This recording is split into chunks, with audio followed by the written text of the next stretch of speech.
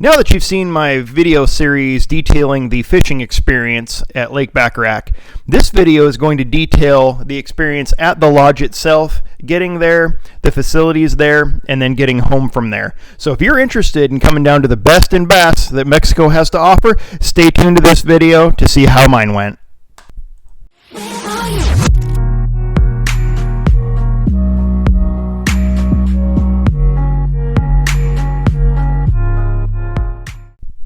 So my Lake Baccarac Lodge story begins in the fall of 2020 when Mike Buca from Bullshad Swim Baits reached out to me and invited me to join his group and a few of my friends to join his group going down to Lake Baccarac Lodge in late October of 2021, which late October of 2021 just happens to be my birthday. So that was happy birthday to me. Anyway, so after talking to a few friends, decided, this is one lake that we really wanted to try out. We've been to two other lakes. We've been to El Salto and to Picachos. And we figured, might as well try a different lake this time and see if our luck gets better. So the way it all starts out is once you decide you're going to go, you contact Chad at Lake Baccarac Lodge. You'll pay a deposit, and you'll have to sign some forms. We put a $600 deposit down, and then the remaining balance of your trip is due about 30 days before you're supposed to be down there, give or take a little bit. They let you know before they take any money out. Anyway, so about that time, we're a year in advance, so we couldn't even book airfare at that point. So it was probably about 6 months later we could actually book airfare. And we booked through Delta because Aeromexico seems to be the only airline that flies into the Los Mochis airport. So Mochis is where you're going to end up unless you fly private. Now you can book private flight with Terry. I didn't do that, so I don't know the particulars on the cost of that. But looking back on it now, that probably might be the way I do it next time, because you fly directly to about 10 minutes from the lodge. That would be so nice and so convenient. So that might be my option I go with next time I go. But we flew Delta out of SeaTac to Mexico City, went through customs in Mexico City. Make sure you give yourself at least probably 2.5 hours minimum to get through everything in Mexico City, customs, immigration, whatnot, and board your next flight. So then we got into Los Mochis, and we took a shuttle from Mochis, which is about 3.5 hours or so, to the lodge.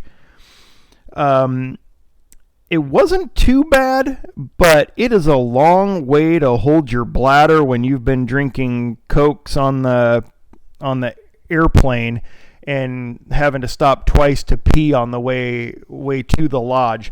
It's a good thing we had a couple guys that actually spoke fluent Spanish with us to let the driver know we needed to make a pit stop. Anyway, once we got to the lodge, we were greeted out front by all the people that work at this beautiful facility, and we were all handed margaritas and welcomed in like we were family. That was definitely a different experience than I had with the last two places I went. Although I will say Picachos, we were greeted by the lodge manager when we got there. So when we get there, we get our margaritas, get settled, get our stuff put away in our rooms, and then we went to the tackle shop to pick out the rods we were going to rent for the trip. The rental package is for 3 rods for $100 is what ours was for the week. And then I think it's $15 more a rod or something like that. Anyway, all the details are on their website, and I will preface this by prices can and will probably change. So whatever numbers I'm telling you on anything here, this is just what it was when I went. Don't expect it to be exactly the same. So the rooms themselves are actually the best rooms that I've had while going to Mexico for my trips. And this is our third trip, myself, Wade, and John Kim. This is our third trip to Mexico, and by far this was the best facilities as far as living quarters. The floors were nice. Everything was well kept. Not a speck of dust inside. The bathrooms had just been redone, renovated. Beautiful showers. I couldn't complain one bit. I was actually quite surprised. I did see pictures online before we went, but I will say they definitely have the best facilities that I've been to. That's only 3 so far, but by far have the best facilities in your room. They also have a couple of power fixtures in the room so you can actually like plug in a bunch of stuff. The last place we were at only had one plug-in, which really made it tough when you had to charge multiple GoPros and your cell phones and whatnot. So we had 2 outlets of 2 plugs, so that worked out pretty well for us. And a ceiling fan. So if it was too warm inside, the ceiling, you could turn the ceiling fan on, or for some of you that need to sleep with a fan on, that works just fine. Also had a super powerful air conditioner. I think it's actually a heat pump in the back corner that kept the place really cool, which was nice when you come in from almost 100-degree weather when you walk in from lunch and you just hit that coldness when you walk in the room. That was awesome. So total props on the room setups. Definitely the best I've experienced down there. So the other amenities they have there is a courtyard in the center where it's all covered, and you have a bunch of tables and chairs and its own refrigerator out there with, you know, some Mexican beers, some Coke, waters, whatever you want for your refreshment delight in there. Of course, you can always get other stuff as well, your hard drinks or whatnot from. They have a few bottles you can purchase in the tackle shop. But anyway, the courtyard's beautiful, well manicured lawn. I mean, it looks like something straight out of some destination wedding catalog. But it's mainly used for your outdoor lunch area. And after dinner, everyone kind of gathers around there and chats about their day and has a few drinks and exchanges stories and whatnot. So other than that, we'll get into the tackle shop. So the tackle shop itself has the biggest supply of gear of any of the places I've been to in Mexico. Whether it's your rental rods, actual tackle itself, you can buy bottles of liquor that are in there. There's tequila and whiskey and whatnot in there. I'm sure if you have a special preference of anything you'd like, just get a hold of Chad Meenan and he can probably get you what you need. We didn't place any special orders for myself or Wade or John that I know of, but we did buy a bottle in the shop though. Or any OTC meds that you may need, allergy meds, some other ones that you can probably see on the shelf in the video there, headache meds, antidiarrheals, whatnot. So next on the list is going to be the indoor dining area. Now, we didn't spend a lot of time here, but mainly just telling stories and going about our days and letting everyone know, what baits were working, what baits weren't working, what specific structure was working for people and whatnot. We kind of did like an end of the day recap with everyone. And I don't know if every group does that or not, but that's just the way our group did it. The food was excellent, though. Absolutely excellent. Some places you go to, it's more quantity over quality, but here was definitely quality. For all the places that I've been in Mexico, this definitely had the best food of any of the lodges that I've been to so far. They even brought me out a birthday cake on the day we arrived, which happened to be my birthday, so that was quite the surprise, a good surprise at that.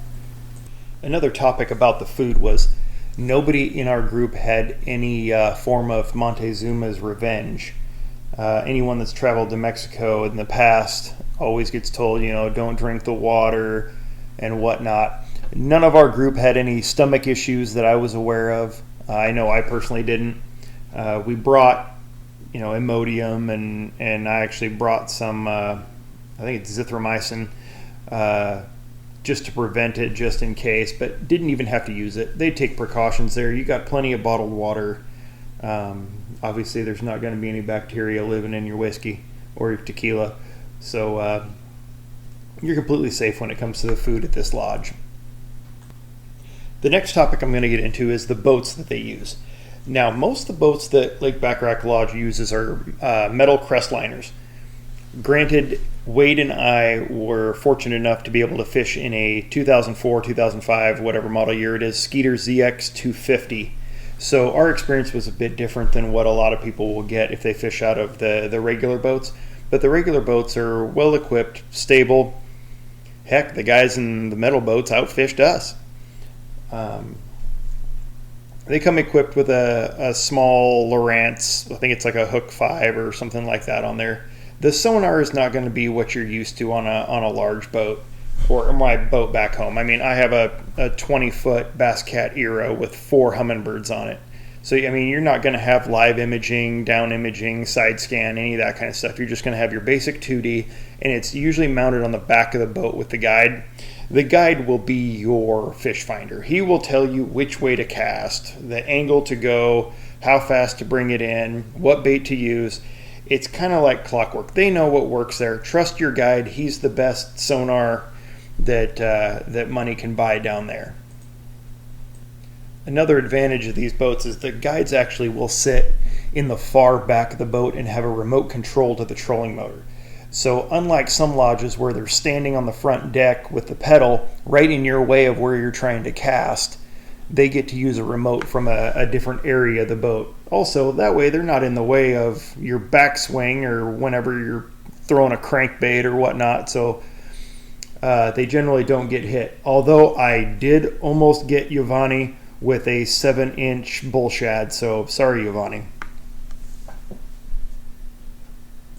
Speaking of Giovanni, I'll go into our guide experience. Wade and I had an awesome guide. Giovanni did everything he could to try to put us on as many and as big a fish as possible. That man worked his tail off to try to get us into fish, and especially with it being a slower week when we were there. So we were very appreciative. I didn't hear anyone in our group lodge any complaints about their guides or their experience with their guide.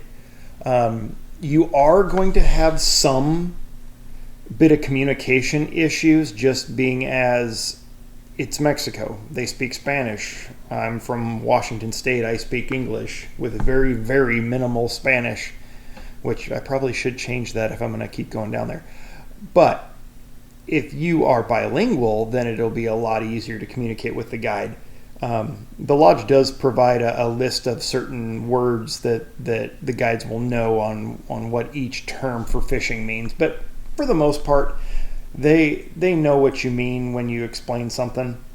I never had any issues, even though Giovanni was pretty fluent in English. And new to the lodge for these days and times is COVID testing. Now, our group was a little bit different because we had multiple Canadians on our trip, and to get back into Canada, you required a PCR.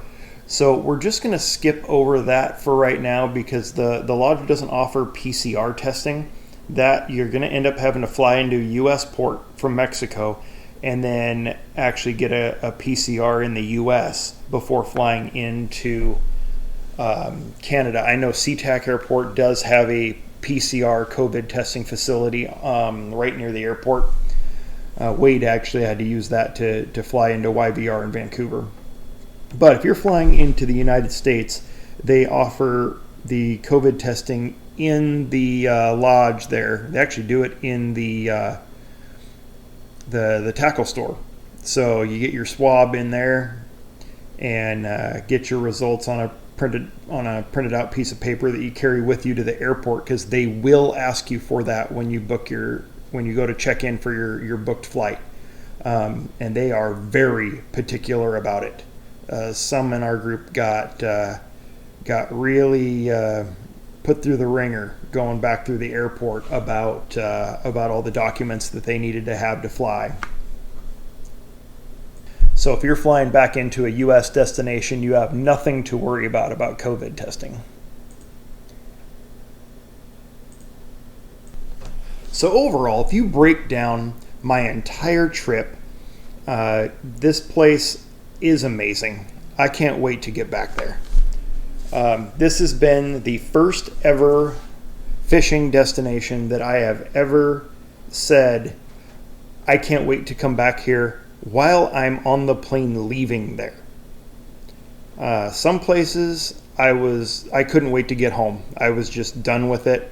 I was ready to go home, go back to normal fishing in my home lakes.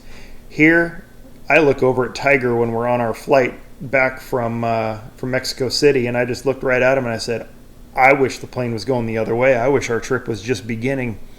And he couldn't agree more.